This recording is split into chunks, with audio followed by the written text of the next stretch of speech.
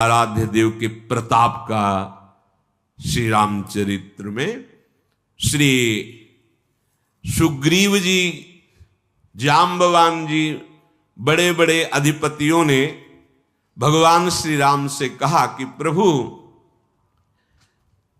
एक बार और रावण को अवसर दिया जाए, कोई समर्थ दूत भेजा जाए और वो आपका संदेश सुना दे कि आखिरी बात है, सिया जी को वापस कर दो, शरण में आ जाओ, नहीं तो अब नहीं, आगे युद्ध प्रारंभ हो जाएगा। भगवान श्री राम जी ने कहा बहुत अच्छी बात है, किसको भेजा जाए? जाम्बवान सुग्रीव जी ने विचार किया, रावण की सभा में जाना। उनका बहुत विवेकवान और महाबलशाली श्री अंगद जी हैं, युवराज अंगद को भेजा जाए। अंगद जी बहुत प्रसन्न हुए। भगवान श्री राम ने पास बुलाकर स्पर्श किया और कहा, वही करना जिससे हमारा कार्य हो और उसका कल्याण हो। तो अंगद जी ने कहा, प्रभु आप तो स्वयं सिद्ध कार्य हैं, आपका कौन कार्य करेगा? नाथ, पर आपकी आज्ञा है तो सेवक आज्ञा पर तत्पर है। अंगद जी को ऐसा महसूस हुआ मानो पूरे विश्व का बल अंगद जी में आ गया। विश्वात्मा भगवान है, अपार बल, ऐसा अनुभव हो रहा है अंगद जी को। चरणों में वंदना की और प्रभु के प्रताप का स्मरण किया और जैसे मतवाला गजराज चलता है, लंका के समीप ही है, समुद्र पार हो चुके हैं। रण बाकुरे बालपुत्र युवराज अंगद गजराज की तरह चल रहे हैं, सिंहवत।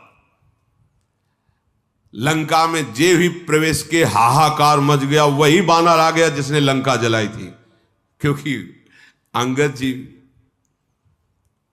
रावण का पुत्र अपने निशाचर साथियों के साथ खेल रहा था, देखा तो अंगद जी से बातचीत करने लगा। कौन हो, कैसे प्रवेश कर रहे हो? अंगद जी ने कोई बातचीत नहीं की, चल रास्ते से हट जा। तो अभिमानी का पुत्र है तो उसने अंगद जी पर लात प्रहार करने की कोशिश की, पकड़ के लात उसकी 2-4 बार घुमाया, पटक दिया, मर गया। रावण का पहली शुरुआत यहां से। जे भी रावण का पुत्र मरा तो जितने भट्ट थे भागे, हल्ला मचाते जा रहे, भागो, ये वही बानर है जिसने अक्षय कुमार को मारा था, जिसने लंका जलाई थी। पहली बार आया तो सब हाहाकार मच गया, अब दोबारा आया है तो क्या करेगा? सब भाग पड़े। जाकर के सभा में पुकारा, वही आ गया जिसने लंका जलाई थी, अक्षय कुमार को मारा था। आते ही सबसे पहले रावण के पुत्र का वध किया है। रावण के पुत्र की मृत्यु, नगर में हाहाकार मच गया, सब माथा पकड़ के बैठ गए, क्योंकि पीछे भोग चुके हैं ना हनुमान जी की लीला में। सब हाहाकार करने लगे कि अब ये रावण सर्वनाश कराएगा, मान जाता तो कम से कम प्राण बच जाए। सब भयभीत हो गए, हे विधाता अब क्या होगा? सब रो रहे हैं घरों में बैठे, क्योंकि सब देख चुके हैं ना हनुमान जी का प्रताप। जिस गली से जा रहे हैं बिना पूछे, सब ऐसे करते हो, ऐसे बता, सब आका दरवाजा उधर है, किसी को मारने की जरूरत नहीं है, पहले ही सब ये रास्ता है दरबार के लिए। दरबार के प्रथम द्वार पर अंगद जी खड़े हुए। गयऊ सभा दरबार तब सुमिरि राम पद कंज, सिंह ठवनी इत उत चितव, धीर वीर बल पुंज। भगवान श्री राम के पावन चरणों का स्मरण करते हुए रावण की सभा के प्रथम द्वार पर, और जैसे सिंह शिकार को तकता है, ऐसे बिल्कुल सावधान है, क्योंकि शत्रु की सभा बलवान शत्रु है, तो सिंहवत आसपास चारों तरफ चितवन, कोई हरकत तो नहीं कर रहा। तुरंत एक राक्षस गया और रावण को समाचार दिया कि आते ही एक पुत्र का हनन आपके हो गया और बानर आया है, लगता है वही बानर है जो पहले आया हुआ था। रावण ने कहा बुलाओ इस बंदर को, देखते हैं। दूत दौड़े, अंगद जी ने दूर से चलो, सब दूर निशाचर चले। मत गजरात सिंहवत दृष्टि सभा में प्रवेश किया। सभा में अंगद जी देख रहे मानो काजलों के पहाड़ की भीड़ लगी हो, ऐसे निशाचर हैं, बलवान काले एकदम। भुजाएं सबकी ऐसी दिखाई दे जैसे मोटे मोटे पेड़ों की जड़ें होती हैं, ऐसे मोटी मोटी। रोमावली ऐसे जैसे कुश होते हैं ना, ऐसे रोमावली। मुंह नाक नेत्र ऐसा जैसे पर्वत की कंदराएं होती, अंदर चले जाओ बाहर निकलो, ऐसे मुख नाक ऐसे निशाचर बैठे हुए। जरा भी झिझके नहीं, जरा भी डरे नहीं। और आश्चर्य की बात यह हुई कि जो ही अंगद जी ने सभा में प्रवेश किया, सब खड़े हो गए। रावण की सभा के जैसे कोई महाजन महापुरुष पधारे तो सब सभा में खड़े हो जाते हैं। रावण बैठा हुआ है और सब सभासद खड़े हो गए। अंगद जी, राम प्रताप है, ये भगवत प्रताप है। उठ खड़े हुए। रावण का हृदय क्रोध से जल उठा। वह बैठ, इसके लिए खड़े हो गए। अंगद जी निशंक। अंगद उस समय खड़े हैं। ये शंका तभी होती जब भगवान का भरोसा नहीं होता, भगवान के प्रताप को नहीं जानते, भगवान का आश्रय नहीं होता। जथा मत गज जूथ महु पंचानन चली जाई, राम प्रताप सुमिरि मनु बैठ सभा सिर नाई। जैसे विशाल हाथियों के झुंड में बबर शेर उतरे, ऐसे अंगद जी, कोई शंका नहीं, कोई भय नहीं, भगवान के प्रताप का स्मरण, जय श्री राम। और सभा में बिल्कुल कोई भय नहीं, कोई डर नहीं। ये भक्त का स्वरूप होता है। भय किस बात? अखिल लोक ब्रह्मांडों का स्वामी हमारा प्रीतम है, भय किस बात का? अच्छा, मरने का भय, शरीर का भय, ये तो पहले उनके नाम कर चुके हैं, ये तो उनकी संपत्ति हो, जब चाहे तब ले ले। तो भय, फिर हमारा स्वरूप तो अविनाशी है, फिर भय की कोई गुंजाइश नहीं है। कहा दसकंठ कवंत है बंदर, तुम पहले वाले तो नहीं हो, दूसरे हो, क्योंकि दर्शन में लग रहा है। कौन है तू? तो अंगद ने कहा है दशग्रीव, मैं भगवान श्री राम का एक छोटा सा दूत हूं। अगर पूरा परिचय जानना चाहते हो तो तुम्हें हमारे पिता का बहुत बढ़िया परिचय है। 6 महीना कांख में रहे हो उनकी, बालिपुत्र। मैं अंगद हूं और मेरे पिता 6 महीना ऐसे रावण को दबाए हुए संध्या वंदन करते रहे। तुम्हारी भलाई के लिए आया हूं। तुम उत्तम कुल में पैदा हुए हो, पुलस्त ऋषि के पौत्र हो, भगवान शंकर जी की आराधना की है, ब्रह्मा जी की आराधना की है। पहले भगवान शंकर की आराधना नहीं करता था। एक बार पुष्पक विमान लेकर के जा रहा था तो कैलाश के ऊपर से कोई भी विमान नहीं निकल सकता। नंदिकेश्वर जी प्रकट हुए और गए, घुमा के ले जाओ, ये भगवान शिव का वास स्थान कैलाश पर्वत है, इसके ऊपर से कोई विमान नहीं जाता। अच्छा, ऊपर से नहीं जा सकता, हटा तो सकते हैं। विमान से उतरा, पूरे कैलाश को ऐसे उठाया। नंदिकेश्वर आश्चर्यचकित हो गए, बोले इधर से हमारा विमान तो हटेगा नहीं, कैलाश आगे उसी को हटा के साइड में कर देते, फिर निकल जाते हैं। इतना अभिमानी कि उतरा, पूरे कैलाश को उठा लिया। भगवान शिव मुस्कुराए। नंदिकेश्वर ने कहा प्रभु ये तो बहुत अभिमानी है,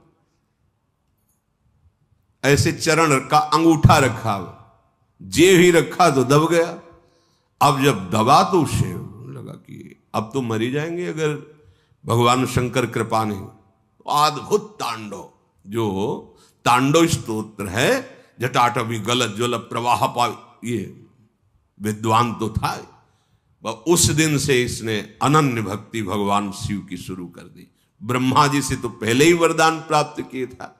तो अंगद जी कह रहे तुम भगवान शिव के भी भक्त हो और ब्रह्मा जी के द्वारा तुमने वरदान प्राप्त किया है, तुम्हारा यश है, बड़े लोकपाल राजाओं को तुमने अधीन किया है, बस एक भयंकर गलती कर दी। तुम जगत जननी सिया जी का हरण करके लाए हो। अब मैं तुम्हें हित की सलाह आखिरी बार दे रहा हूं, उसके अनुसार चलो। प्रभु श्री राम जी ऐसे करुणामय है, चाहे जितना कोई अपराध किया हो, अगर शरण में चला जाए तो उसे क्षमा कर देते हैं। तुम ऐसा करो, उपाय बता रहे हैं। दांतों में तिनका दबाओ, गले में कुल्हाड़ी डालो ऐसे, और कुटुंबियों सहित, अपनी स्त्रियों सहित, अब पहले तो तुम जाकर के जानकी जी को अब नहीं, अब तो दांतों तले तिनका दबाओ, गले में कुल्हाड़ी डालो, और अपने जो बड़े बड़े यूथपति हैं और अपनी स्त्रियों सहित और जानकी जी को आगे करो, तो तुम्हारी प्राण रक्षा हो जाएगी। भय छोड़ो, मैं साथ रहूंगा, कोई तुम्हें भय नहीं रहेगा। हमारे प्रभु प्रणत पाल है, उनका एक प्रण है कि जो शरण में आ जाए, कोई भी हो, कैसा भी हो, उसे स्वीकार कर लेते हैं। आप बस जाकर के बोलना, हे श्री राम मेरी रक्षा करो, रक्षा करो, रक्षा करो। प्रभु उसी समय तुम्हारे सारे अपराध क्षमा कर देंगे, तुम्हें निर्भय कर देंगे। रावण बोला, अरे बंदर संभाल के बोल, मैं राम से क्षमा मांगूंगा? तूने समझा नहीं, तूने मुझे जाना नहीं। अंगद से कह रहा मुझे जान। अहंकार बस यही बड़ा विचित्र रोग है कि ये किसी की समझता नहीं। अहंकार समझता नहीं, ये सबसे बड़ा दोष है, और यही जन्म मरण का मूल हेतु है। संस्कृति मूल शूल प्रद नाना, सकल शोकदायक अभिमाना। अभिमान को पसंद नहीं किसी की बात, उसके मन में जो आएगी वही करेगा। तूने मुझे कहा मित्र, किस नाते से तू मित्र लगता है मेरा? कौन सा राज्य है, कितना बड़ा तू बलवान है, मेरा रावण का मित्र? अंगद ने कहा, फिर मैं बता रहा हूं, मैं बाली का पुत्र हूं, जिसके आगे घुटने टेक कर तुमने मित्रता स्वीकार की थी, तब उन्होंने छोड़ा था। अंगद का वचन सुनते ही रावण के चेहरे में पसीना आ गया, क्योंकि वो ध्यान आ गया ना बाली का। ये बार बार कह रहा था हमसे युद्ध करो, हम विश्व विजय कर रहे हैं। बाली ने कहा हम संध्या कर रहे हैं, बाद में युद्ध करेंगे। वो बार बार उछल कूद मचा, तो ऐसे दबा लिया कखरी में, और आराम से संध्या कर 6 महीने तक कखरी में दबाए रखा। रावण सकुचा, अच्छा, एक बंदर का नाम था बाली, मैं जान गया, बहुत अभिमानी है, किसी भी तरह समझना नहीं चाहता। हाँ अच्छा, तू बाली का लड़का है? अरे कुल का नाशक, तू अपने कुल रूपी बांस के लिए अग्नि पैदा हुआ, तू गर्भ में ही क्यों नहीं नष्ट हो गया? व्यर्थ में पैदा हुआ और अपने मुंह से उन तपस्वियों का दूत कहलाता जिसने तेरे पिता की हत्या की। ये राजनीति है, भेद बुद्धि पैदा करके अपने पक्ष में कर लेना।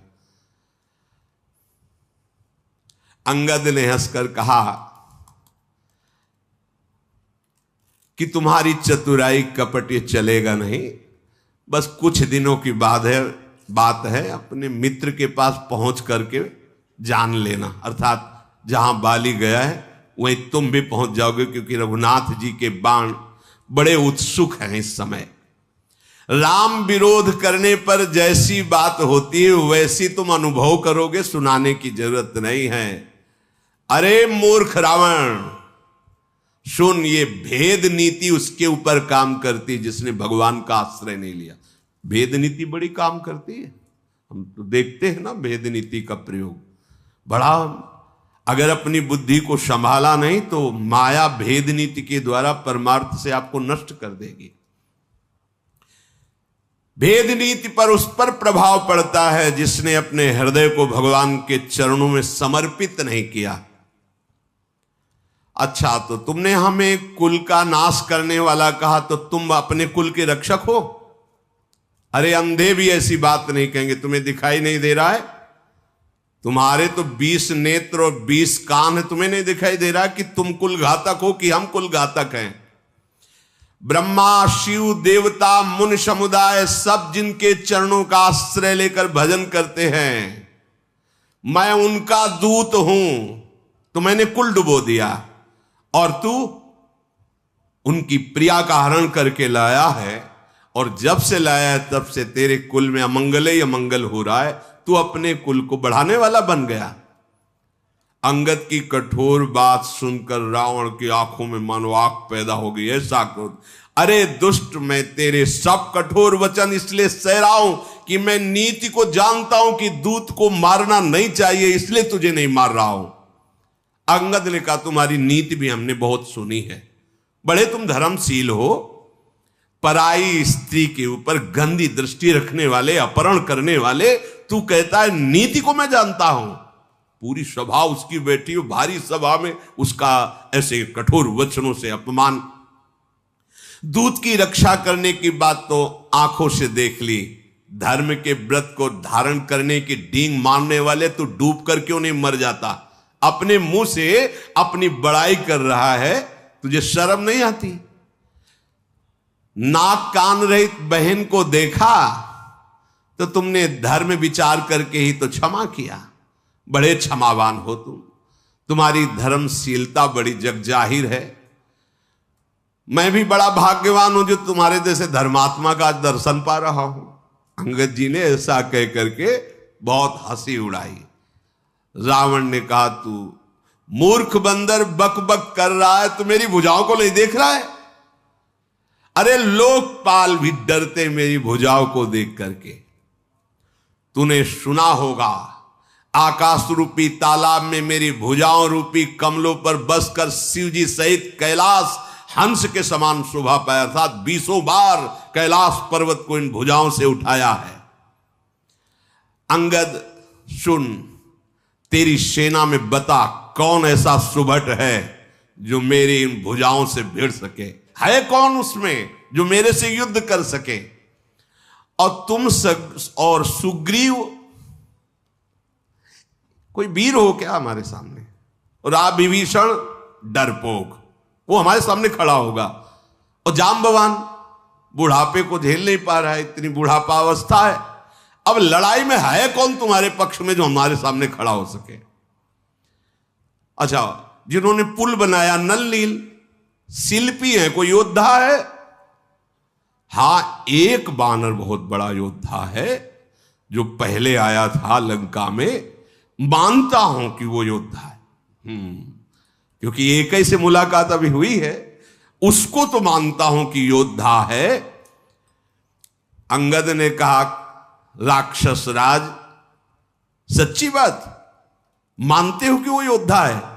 अरे वो जब से नगर जला के गया है, जिसे तुम जगत विजयी योद्धा कह रहे हो, वो हमारे यहां का सबसे छोटा बानर है। अब अंगद जब वो अपनी डींग हाँक रहा है तो उसके अहंकार का दमन करने के लिए बोले, हमारे यहां सबसे छोटा सेना का बानर है जिसे तुम जगत विजयी योद्धा कह रहे हो। और सही बात, तुम उसे मानते हो योद्धा?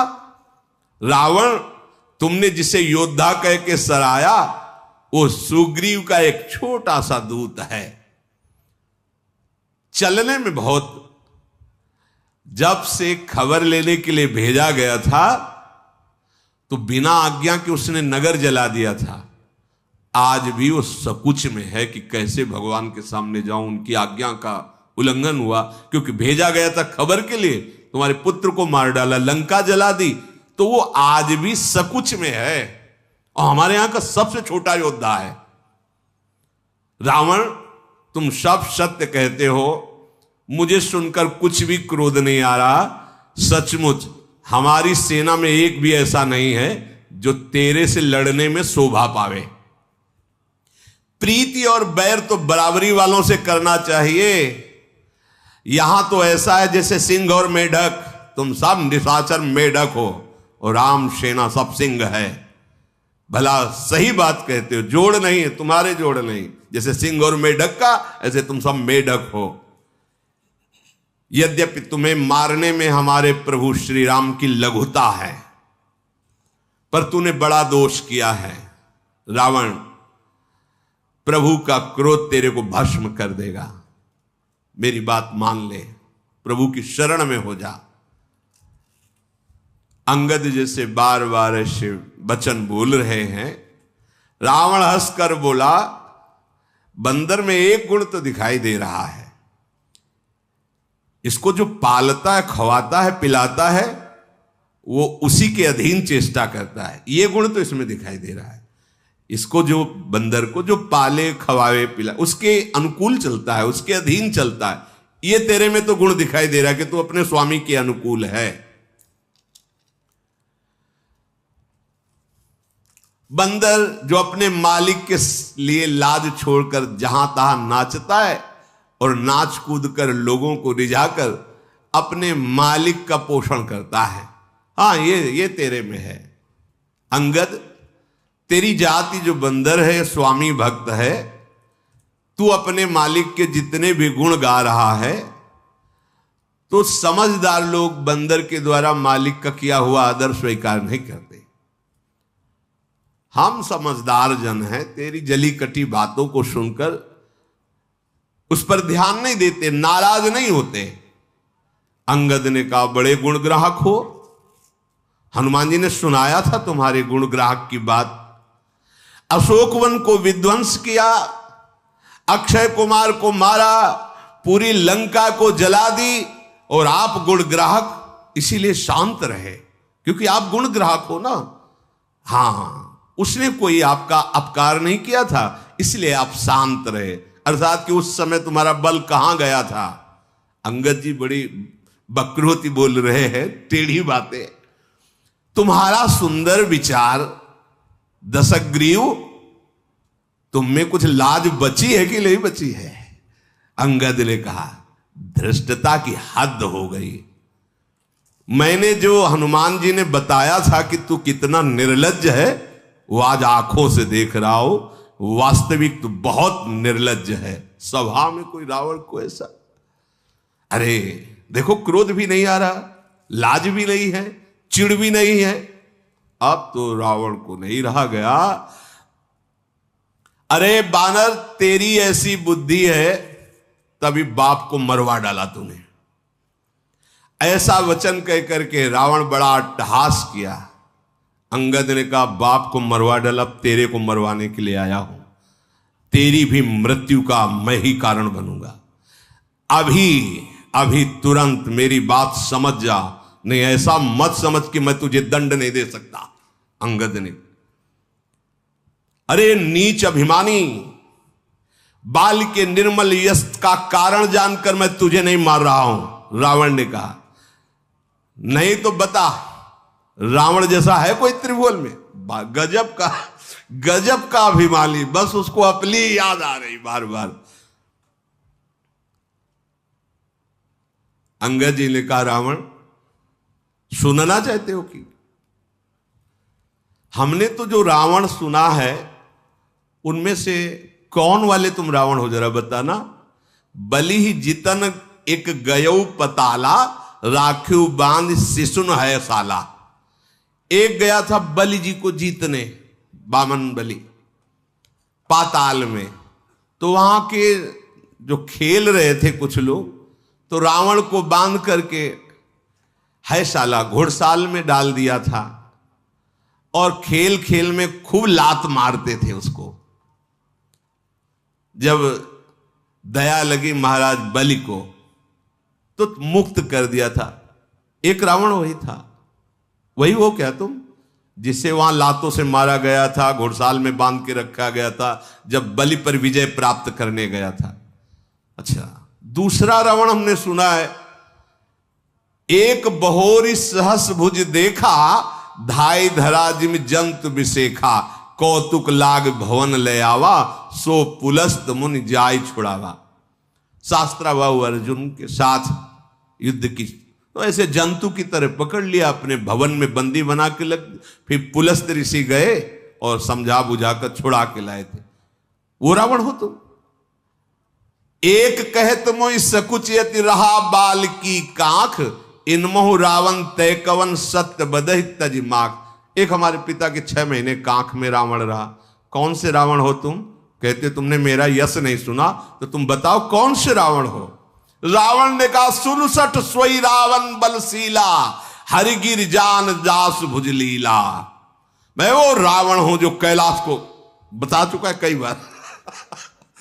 अभिमान बर्दाश्त नहीं होता। अरे मेरी भुजाओं का बल भगवान शंकर जानते हैं। मैंने अपने हाथों से अपने सर रूपी पुष्पों को काट काट के महादेव जी के चरणों में चढ़ाया है। सिर रूपी कमलों को अपने हाथों से उतार उतार कर भगवान शिव के चरणों में चढ़ाया। अरे मूर्ख, मेरे भुजाओं का अगर परिचय पाना है तो दिक्पालों से जाके पूछ, जिनके हृदय में आज भी भय समाया हुआ है। दिशाओं के हाथियों से पूछ, जहां भुजा की टक्कर मारी तो चिघाड़ते रहे। जिनके भयानक दांत जब जब आकर मेरी छाती में भुजाओं में लगे तो टूट गए। जिसके चलते समय पृथ्वी हिलती है, चलत दशानन डोलत। जासु चलत डोलत इम धरनी, चढ़त मत गज जिम लघु तरनी। जैसे छोटी नाव पर कोई गजरात चढ़े तो नाव हिल जाती है, ऐसे पृथ्वी हिलती है। मैं वो रावण हूं जब चलता हूं। सोई रावण जग विदित प्रतापी, सुने न श्रवण अलीक प्रलापी। अरे झूठी बकवास करने वाला, तूने कानों से नहीं सुना? मैं जगत प्रसिद्ध प्रतापी महाबली रावण हूं। महाप्रतापी जगत प्रसिद्ध रावण को तू मजाक समझ रहा है, छोटा कहता है, और एक मनुष्य की बड़ाई मेरे दरबार में कहता है। अरे दुष्ट, असभ्य, तुच्छ बंदर, मैंने जान लिया तेरे में बुद्धि नहीं है। रावण के वचन सुनकर अंगद जी को आप क्रोध आया। उन्होंने कहा, अरे नीच अभिमानी, संभाल कर बोल। मेरे प्रभु को तू मनुष्य बोलता है? जिनका फरसा सहस्त्राबाहु की भुजाओं रूपी अपार वन को जलाने के लिए अग्नि समान था, जिनका फरसा रूपी समुद्र की तीव्र धारा में अग्नित महाबली राजा बार बार डूब गए, उन परशुराम जी ने जिनके रूप और बल को देखकर गर्व त्याग करके चरणों में शीश झुकाया, वो हमारे भगवान श्री राम है। अय दशकंधर, तू बहुत उद्दंड हो गया है, इसीलिए तू भगवान श्री राम को मनुष्य बोल रहा है। कामदेव भी क्या धनुर्धारी हैं? गंगा जी क्या नदी है? कामधेनु क्या पशु है? कल्पवृक्ष क्या पेड़ है? अमृत क्या रस है? ऐसे भगवान क्या मनुष्य है? गरुण जी क्या पक्षी हैं? शेष जी क्या सर्प हैं? अरे दशकंधर, तेरी बुद्धि नष्ट हो गई। चिंतामणि भी क्या पत्थर है? वैकुंठ भी क्या लोक है? श्री रघुनाथ जी की अखंड भक्ति जैसा कोई लाभ है? अगर भगवान ने आदेश किया होता तो तुम्हारी सेना को मथ कर नष्ट करके अभी मैं तुम्हें दिखाता कि मेरे श्री राम का बल क्या है। तेरी समझ में नहीं आया? अक्षय कुमार को मारा, पूरी लंका जला दी, अशोक वाटिका उजाड़ दी, तूने बंदर समझता है? महाबली हनुमान कोई बंदर है? कपट छोड़ दे, चतुराई छोड़ दे, राम जी की शरण में चला जा, नहीं तो अब मैं जो कह रहा हूं उसे सुनो। तुम्हें ब्रह्मा और शंकर भी अब नहीं बचा सकते। मूढ़, गाल फुलाना, बातें बनाना, डींग हाँकना, ये लौकिकता में तो चलेगा, राम जी के सामने नहीं चलेगा। तेरा ये जो बकबक करने वाला मुख है, राम जी के बाणों से कट के गिरेगा, और पृथ्वी में जब गिरेगा तो बानरों की लात पड़ेगी उस पे। ऐसे ही था, जैसे फुटबॉल में पैर मारते हैं, ऐसे ही। रीछ बानर तेरे उन गेंद के समान अनेकों शिरों से चौगान खेलेंगे। जब रघुनाथ जी युद्ध में कोप करके सारंग धनुष से बाण छोड़ेंगे, तब ये जो गाल बजा रहा है ना, उस समय नहीं। इसलिए विचार कर बोल, भगवान श्री राम को मनुष्य संबोधन मत कर। रावण तो जल उठा, जैसी बात अंगद जी ने कही तो उसका अब हृदय एकदम खौल उठा। अरे कुंभकर्ण मेरा भाई है। अभिमान की दशा ही अलग होती है, उसको समझ में ही नहीं आता। कुंभकर्ण मेरा जो भाई है, और इंद्र का शत्रु जो इंद्र को बंदी बना के लाया वो मेघनाथ मेरा पुत्र है। और मेरा पराक्रम तो संसार में प्रसिद्ध ही है, संपूर्ण जड़ चेतन जानता है कि रावण विश्व विजयी है। दुष्ट बानरों की सहायता से एक छोटा सा समुद्र में पुल बना लिया तो डींग हाँकते, गजब का अभिमानी है। छोटा हाथ तक नहीं बना पाया और छोटा पुल, देखो अभिमान क्या है, एक छोटा सा पुल बना दिया समुद्र में। समुद्र को तो एक छोटे छोटे पक्षी लांघ जाते हैं, उड़ जाते हैं, महावीर हो जाते हैं क्या, रावण कह रहा है। मूर्ख है तू बंदर, सुन मेरी एक एक भुजा रूपी समुद्र बल रूपी जल से पूर्ण है, जिसमें बहुत से देवता और मनुष्य डूबकर मर चुके हैं।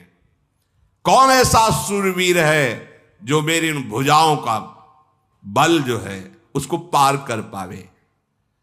फिर वही शुरू कर दिया, दिक्पालों से जाके पूछो इन भुजाओं का बल, तेरा मालिक डर जाएगा जब सामने जाऊंगा।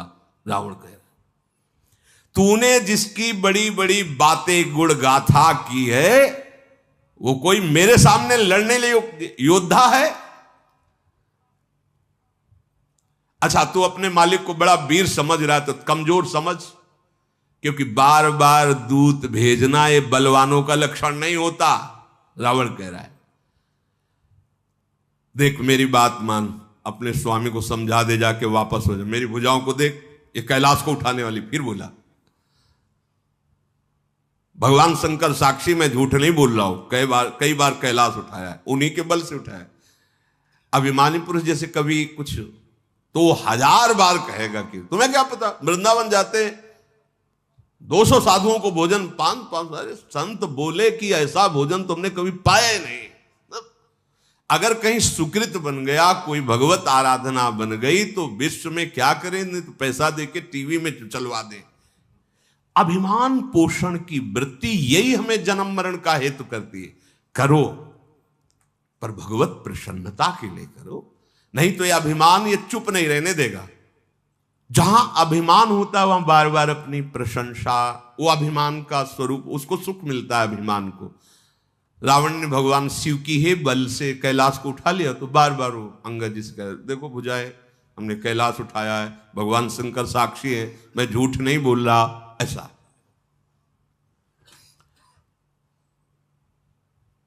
मस्तकों के जलते समय जब मैंने अपने ललाटों पर लिखे हुए विधाता के अक्षर देखे, वो जब आहुति करता था अपने सर की, तो मैंने उसमें देखा था मेरी मृत्यु लिखी थी मनुष्य के हाथ से। तो मुझे बहुत बड़ी हंसी आई कि विधाता भी लिखने में चूक कर दिया, मुझे मनुष्य मारेगा, मेरा तो आहार मनुष्य है, मार कैसे सकता है। तो विधाता ने भी असत्य लिखा था। जब मैं अपने सर काट के हवन कर रहा था शिव प्रसन्नता के लिए, तो जलते हुए भाल पर लिखा देखा था कि मेरी मृत्यु मनुष्य के हाथ से। तो मुझे हंसी आई कि विधाता भी असत्य लिखता है, भला मेरी मृत्यु किसी मनुष्य के हाथ से होगी। मेरे मन में किसी का भी भय नहीं है, क्योंकि मैं समझता हूं कि ब्रह्मा जी बूढ़े हो गए हैं, लिखने में गलती हो गई है, मेरी मृत्यु मनुष्य से नहीं हो सकती। और मूर्ख, तू बार बार लज्जा मर्यादा छोड़कर रावण के सामने उन मनुष्यों की बात करता है। अंगद ने कहा, अरे रावण, मुझे तुम लज्जा रहित कहते हो, पर तुम बहुत बड़े लज्जावान हो। लज्जाशीलता तुम्हारा स्वभाव है, क्योंकि तुम जैसे निर्लज्ज बार बार अपने मुंह से अपनी बड़ाई गा रहे हो। सिर काटा कैलाश उठाया, सिर काटा कैलाश उठाया, यही तो उस समय से बोल रहे हो। लेकिन तेरा हृदय में देख रहा हूं कि कांप रहा है राम जी के भय से, तभी तू बड़ाई बार बार कर रहा है। अब बस कर, सर काटने से कोई सूरवीर नहीं हो जाता, जादूगर भी अपना सर काट के दिखा सकता है। इंद्रजाल रचने वाले ऐसे खेल बहुत से करते हैं, शरीर के कई टुकड़े, और फिर थोड़ी देर में वो वैसे ही खड़ा हो जाएगा। बहुत से पतंगा मोहवश आग में जल जाते हैं तो वो कोई सूरवीर नहीं होते। और बहुत बोझा उठा लेने से कोई महावीर नहीं बन जाता। गधों के बोझा लदा करता है वो सूरवीरों में नहीं आते, जो बार बार कह रहे हो कैलाश उठाया कैलाश। अंगद जी कह रहे, तेनर सूर कहा वहीं समुझ देख मति मंद, जरहि पतंग मोवस भार बहाई खरबृंद। गधा बहुत भार ढोता है, तो भार ढोने के कारण कोई सूरवीर नहीं कहे, और पतंगा मोहवस आग में जल जाता है, ये कोई सूरवीर नहीं कहे जाते।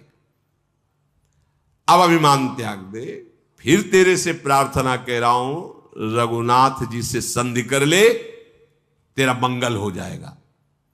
कृपाल राम जी ऐसे हैं कि उनका यश तेरे मारने में नहीं होगा, क्योंकि जैसे सिंह किसी खरगोश को मारे तो कोई यश की बात है। अरे अनंत बलशाली प्रभु श्री राम और तुझ जैसे नीच पुरुष को मारेंगे? मूर्ख, मेरे वचन मान ले, और ये मत कहे कि कमजोर आदमी दूत भेजता है।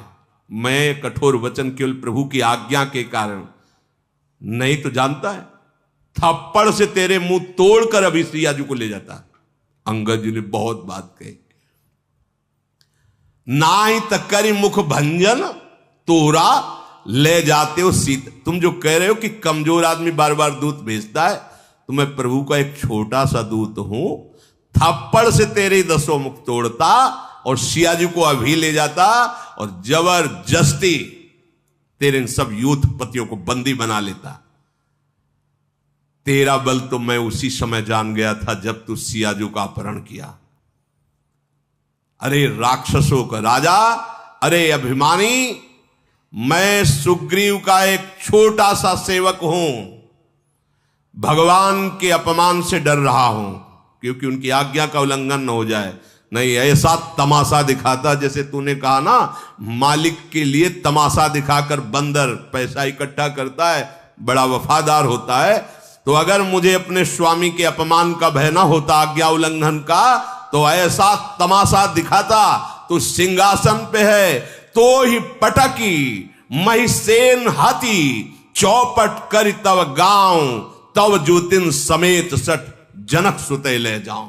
सिंहासन सहित तुझे उठाकर धरती पर पटक के मार डालता। भी अंगद जी ने कहा, तेरी सेना का अकेले संहार करता और तेरे इस लंका को भ्रष्ट करके जय श्री राम बोलकर सिया जी को ले जाता और तेरी स्त्रियों को बंदी बनाकर उनकी दासी बनाता। अगर भगवान के अपमान को न डरता, उनकी आज्ञा का उल्लंघन का अपराध का भाव ना होता, जो वस करो तदपि न बढ़ाई, मुझे ही बधे नहीं कछ मनसाई। अगर मैं ऐसा करता भी तो मेरी कोई बड़ाई नहीं होती, क्योंकि तुम मरा हुआ है। ऐ रावण, तुम मरा हुआ है। कौल काम बश कृपण विमूढ़ा, अति दरिद्र अजसी अति बूढ़ा, सदा रोग बस संतत क्रोधी, विष्णु विमुख श्रुति संत विरोधी, तनु पोषक निंदक अग खानी, जीवित 100 सम 14 प्राणी। तुम मरा हुआ है। वाम मार्गी, शास्त्र के विरुद्ध आचरण करने वाला और कभी भी धर्म में धन ना खर्चा करने वाला कंजूस और मूर्ख बुद्धि, दरिद्र, बदनाम, जिसका यश हो और फिर निंदा हो जाए, बहुत बूढ़ा और नित्य रोगी, निरंतर क्रोधी, हरि से विमुख, संतों का विरोधी, शरीर का पोषण करने वाला, पराई निंदा करने वाला और पाप की खान महापापी परिस्त्री अपहरण करने वाला, ये सब मरे हुए पापी प्राणी हैं। इनको जीवित कौन कहता है? तो अगर मैं ऐसा करता भी कि तुझे सिंहासन सहित पटक कर मार डालूं, तेरी सेना का विनाश करूं, पूरे लंका में जय श्री राम के घोष करके सिया जी को ले जाऊं, तो भी मेरी बहादुरी नहीं है। इसलिए मैं शांत हूं, तेरी ये बातें सुन रहा हूं। अब मुझे गुस्सा मत दिला। अंगद के वचन सुनकर रावण दांत पीसने लगा, क्रोधित होकर हाथ मलता हुआ बोला, अब तू मरना चाहता है? अय बंदर, अब तू मरना चाहता है? छोटी मुंह बड़ी बात बोल गया। अरे जिसके बल पर तू इतनी बड़ी बात बोल गया, उनका ना बल है, ना प्रताप है, ना बुद्धि है, ना तेज है, कुछ नहीं है। अरे तू जिस पर गर्व करता है, ऐसे मनुष्यों को रात दिन यहाँ के राक्षस अपना आहार बनाया करते हैं। समझ किसकी सभा में बोल रहा है। जब उसने इस तरह भगवान श्री राम की निंदा की, कपिश्रेष्ठ अंगद उछल पड़े, मानो एकदम आग हो गए हो। क्योंकि शास्त्र का सिद्धांत है, हरिहर निंदा सुने जे काना, होई पाप गोघात समाना। भगवान शिव, भगवान हरि या भगवत प्रेमी महात्माओं की निंदा हो रही हो और आप चैन से सुन रहे हो, गौ हत्या ब्रह्म हत्या का पाप लगेगा। तुरंत खड़े हो गए अंगद जी और ऐसे कटकटाए, दांत पीसे और भुजदंड ऐसे पटक दिए पृथ्वी पर। ऐसे जे ही पृथ्वी पर भुजदंड पटका, मुंह के बल गिरा रावण। अरे भगवान का प्रताप एकदम फिर संभला। उसके अत्यंत सुंदर मुकुट, जब वो गिरा तो मुकुट भी गिरे, जो अंगद के हाथ में आए, उठाकर उन मुकुटों को वहीं से फेंका, रामादल में भगवान के चरणों के सामने गिरे जाके। मुकुटों को आते हुए देख करके बानरों को लगा कि ऊपर से उल्कापात, कोई तारा टूटा, भागने लगे। हमें लगता है रावण ने कोई वज्र चलाया है, ये चमकते हुए अग्नि के समान आ रहे हैं। प्रभु ने हंसकर कहा, डरो मत, ये ना उल्का है, ना वज्र है, ना केतु है, ना राहु है, ये रावण के मुकुट हैं, बालीपुत्र अंगद ने फेंका है। हनुमान जी ने उछलकर उन मुकुटों को लेकर प्रभु के चरणों के समीप रख दिया। वो ऐसे मुकुट, तेजस्वी मुकुट। क्रोधयुक्त रावण सबसे क्रोधित होकर कहने लगा, पकड़ लो इस बंद। जब भुजा मारी कटकटा के, तो जब रावण गिर पड़ा तो पूरी सभा मुंहभरा हो गई थी। रावण जब संभल के बैठा तो कहा, बहुत हो गया, बंदी बनाओ इसको और मार डालो सभा के बीच में। अंगद ने हंस करके कहा, खिलवाड़ समझ रखा है, बंदी बना लोगे? खिलवाड़ समझ रखा है, तुम मुझे मार दोगे? तेरी अब भी समझ में नहीं आया? केवल भुजा पटका तो सब मुंह के बल गिर गए, इतने तुम वीर हो, अब भी मुझे बंदी बनाने की सोच रहे हो? बोले, तेरे कोई अकेले नहीं, मेरा आदेश, जाओ पृथ्वी में कोई बानर ही न रह जा, सब खा जाओ। राक्षसों को आदेश। ऐसे थे नरांतक, देवांतक, ऐसे से राक्षस थे आहार करने वाले। और कहीं कुंभकर्ण को जगा दे तब तो उसका तो पेट ही है, पूरा बड़वानल की तरह था, डालते जाओ, खाली कर दो पृथ्वी को, बंदर कोई रह ही ना जाए। और तपस्वी दोनों जो राम लक्ष्मण हैं, इनको जीते जी बंदी बना लो। रावण के ऐसे आदेश पर अंगद क्रोधित होकर बोला, अरे निर्लज्ज, गाल बजाते लाज नहीं आती? हमें लगता है तेरे लिए एक उपाय, आत्महत्या कर ले अभी। अंगद ने कहा, मेरा बल देखकर तेरी छाती नहीं फटी? मेरे स्वामी के लिए ऐसा बोल रहा है? मेरा बल देखकर तुझे तो अब आत्महत्या कर लेनी चाहिए। रेत्री चोर कुमारक गामी, खल मल रास मंदमति कामी, शन्यपात जलपसि दुर्बाधा, भयस कालवश खल मनुजादा। ए स्त्री के चोर, एक कुमार्गामी, एक दुष्ट, पाप की राशि, मंद बुद्धि, तेरी समझ में नहीं आ रहा? अरे कामी, तो सन्निपात जैसे किसी को हो जाए और वो बोलता रहे, ऐसे बोल रहा है, ऐ दुष्ट राक्षस, तू काल के अधीन हो गया है, आगे फल पाएगा। राम मनुष्य हैं, ऐसा वचन जो बोला, अरे अभिमानी, तेरी जीभ गल करके नहीं गिर गई? संदेह नहीं, तेरी जीभ गिरेगी सिरों के साथ रणभूमि में। सोनर क्यों 10 कंद, बाल बध्यो जेहि एक सर, 20 लोचन अंध, धिगतो जन्म कुजाति जड़। ए दशग्रीव, एक बाण से जिसने महाबली बाली को मार दिया वो मनुष्य हो सकता है? कुजाति जड़ जीव, 20 आंखें होने पर भी अंधा, तेरे जन्म को धिक्कार। अंगद जी बोल रहे हैं। बस एक बात मुझे थोड़ा शांत कर रही कि भगवान श्री राम के बाण प्यासे तेरे खून के, इसलिए मैं तुझे क्षमा करता हूं। वो प्यासे रह जाएंगे अगर मैं कुछ करूंगा, इसलिए नीच राक्षस मैं तुझे जीवित छोड़ रहा हूं। ये जो तू हंसी कर रहा है बार बार, ये अभी 10 मुख के सब दांत तेरे बाहर निकल आएंगे।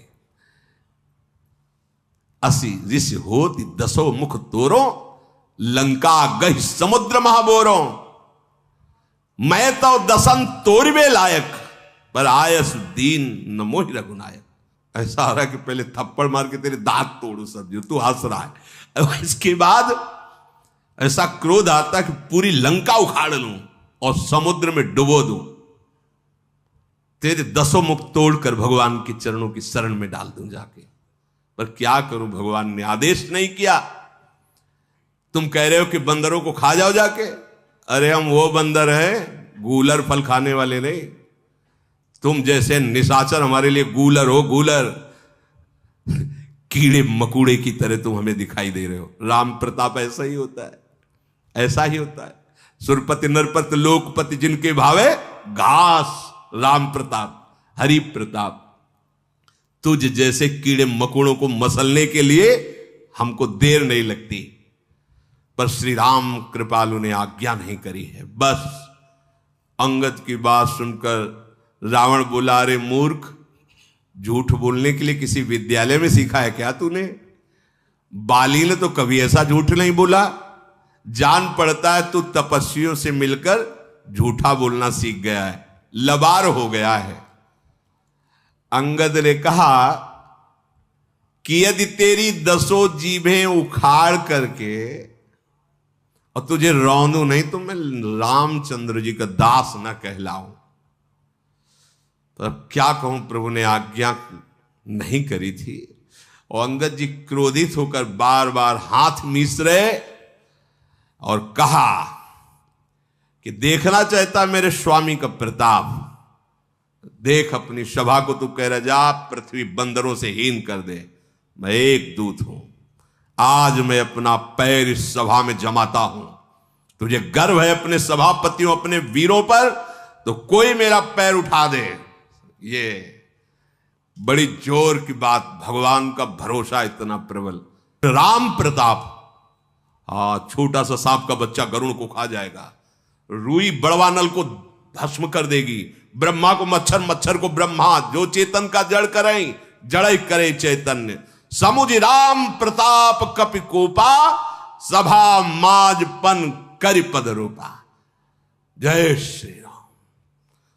उठा दे वीर अगर तेरी सभा में कोई हो, जो मम चरण सकत सठ टारी, फिर है राम सीता में हारी। अब इस समय अंगद अंगद नहीं है, इस समय राम प्रताप बोल रहा है, सीधे राम प्रताप। देखो ना, जो मम चरण सकट सठ टारी, फिर है राम और सीता में, ये मतलब तदात्म स्थिति, भगवदाकार वृत्ति। मैं सीता को हार जाऊंगा, मैं सीता को हार जाऊंगा। देखो ये अधिकार कैसे प्राप्त? अब अंगद नहीं है, अब राम प्रताप छाया हुआ है। ये इतना तदात्म भक्त का होता है कि अपने आराध्य देव को मन में, बुद्धि में, चित्त में, अहंकार में, वाणी में, तन में, सब में वो अनुभव करता है। इस समय राम प्रताप है। अरे मूर्ख, यदि तेरी सभा में कोई भी वीर मेरे चरण को हिला भी दे तो श्री राम जी लौट जाएंगे और मैं सीता को हार गया। देखो ये फिर ही राम सीता मैं हारी, क्योंकि मेरी माता सीता है। ये बहुत बड़ी बात है। भगवान में जब तन्मयता होती है तो भगवान कितने अपने लगते हैं, कितना ये कोई सहृदय, समर्पित हृदय, तन्मय हृदय, वही ये जान सकता है। धन्य है अंगद जी की ऐसी स्थिति। फिर ही राम, ये कौन बोल सकता है? कौन बोल? जरा विचार, अपने स्वामी के लिए वापस लौट जाएंगे। सिया जी को मैं हार जाऊंगा यदि कोई मेरे चरण हिला भी दे। ये भगवान का अद्भुत तन्मयता स्वरूप, अंगद का अद्भुत बल। पूरा फाइनल बोल रहे, बहुत बड़ी बात। राम जी वापस चले जाएंगे, सीता जी को मैं हार जाऊंगा यदि मेरे चरण हिलाए। सभा में आश्चर्य। श्री राधा वल्लभ लाल।